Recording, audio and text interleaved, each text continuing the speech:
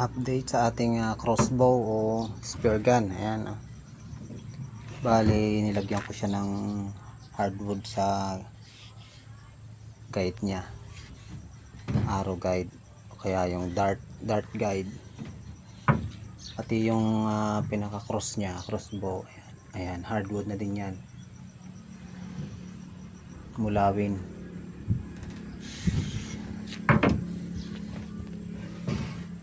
Medyo malapit-lapit na. Tapos ito yung trigger nya, trigger neck. Dali lang siyang ilagay.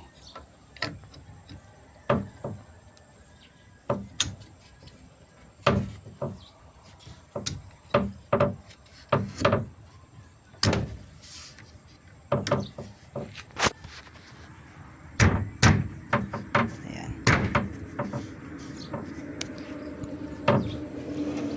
Lalagyan natin siya ng sabat na stainless rod dito sa dalawang kabilang dulo.